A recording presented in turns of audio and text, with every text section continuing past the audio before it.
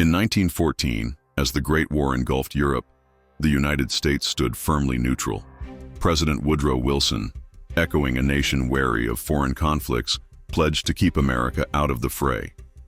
Neutrality wasn't just principled, it was profitable.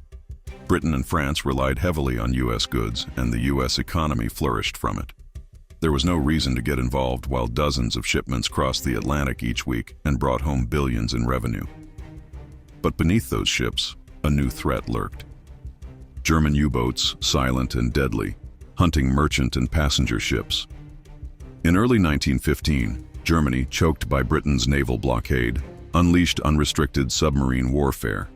Any vessel bound for Allied ports, neutral or not, became a target. The Kaiser's admirals saw this as their only counter to Britain's stranglehold, believing victory would outweigh the risk of provoking neutral powers like the U.S. On May 7, 1915, the RMS Lusitania, a Grand British ocean liner carrying nearly 2,000 passengers, including 128 Americans, sailed toward Liverpool. Beneath the surface, she was being watched. German U-boat, U-20, fires a torpedo at the Lusitania.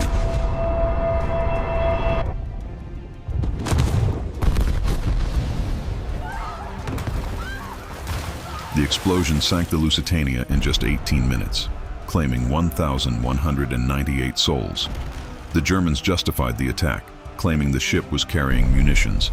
An investigation later confirmed this. But the slaughter of civilians, including women and children, shocked the world. In America, public opinion shifted hard against Germany. Wilson, ever the diplomat, did not respond with war cries. The government of the United States, therefore, very earnestly and very solemnly calls the attention of the Imperial German government. Germany must apologize, pay compensation, and put an end to targeting passenger ships. Fearing U.S. entry into the war, Germany temporarily suspended unrestricted submarine warfare. It is a risk to provoke the Americans, keeping the United States out of the conflict for the time being. As the 1916 presidential election loomed, public outrage simmered over Germany's aggressive actions in Europe. Grisly reports of the Great War's carnage left Americans questioning whether to plunge into the conflict. The war became a pivotal election issue, with both candidates struggling to read the public's divided sentiment. Woodrow Wilson's campaign slogan, "He kept us out of war," touted his foreign policy as a triumph of peace. In contrast, his challenger, Charles Evans Hughes, attacked Wilson's inadequate military preparedness, urging a stronger stance. Vote here. Next. Thank you, sir. In the end, Woodrow Wilson secured victory by a razor-thin margin. Ultimately, voters rejected entanglement in the war, affirming Wilson's promise of peace. That I will faithfully execute the office of President of the United States. Unfortunately, Germany's next reckless escalation took peace off the table. As the war ground on, Germany buckled under intensifying pressure from the unyielding British naval blockade, which wreaked havoc on its economy, society, and military machine. Supplies of food and critical resources were strangled, triggering mass starvation among civilians. Factories sputtered to a standstill amid shortages of coal and nitrates, while inflation spiraled wildly out of control. Malnourished soldiers grew frail, their spirits shattered. This cauldron of despair ignited strikes, mutinies, and subversive murmurs, compelling the regime to resort to increasingly desperate gambles. In this desperation, Germany resumed unrestricted submarine warfare, knowing it would likely draw the United States into the war. Foreign Minister Arthur Zimmerman devised a plan to distract and weaken the U.S. by proposing a military alliance with Mexico. Zimmerman sent a coded telegram to the German embassy in Mexico City. It urged Mexico to invade the U.S. if America entered the war, in exchange for financial aid and the return of Texas, New Mexico, and Arizona, territories lost in the Mexican-American War. The telegram also asked Mexico to recruit Japan, a British ally, to join Germany.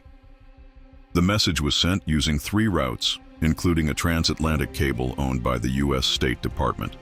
The telegram was intercepted by Room 40, the British Admiralty's secret code-breaking unit, which deciphered it within 24 hours. Eager to bring the U.S. into the war on the Allied side, Britain saw this as their opportunity. How do we get this to the United States without revealing our operation? However, they risked revealing they have been spying on American communications. To address this, they created a cover story. I believe I have an idea. Claiming the message was obtained from a copy in Mexico through bribery at the German embassy in Mexico City.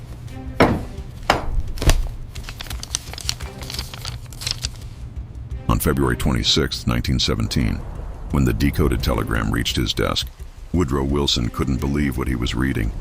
He knew neutrality was no longer an option. War was inevitable. He released the documents to the public after verifying its authenticity.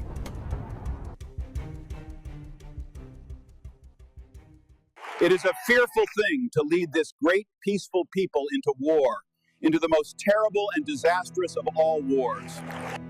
On April 6, 1917, the United States officially entered World War I.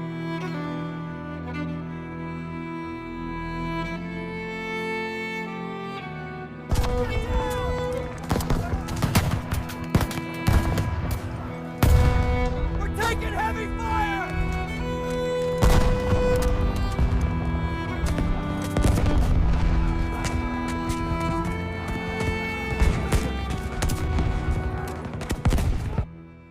Hey guys, if you like this and want to help my channel grow, hit the like button and subscribe. Thanks so much for watching.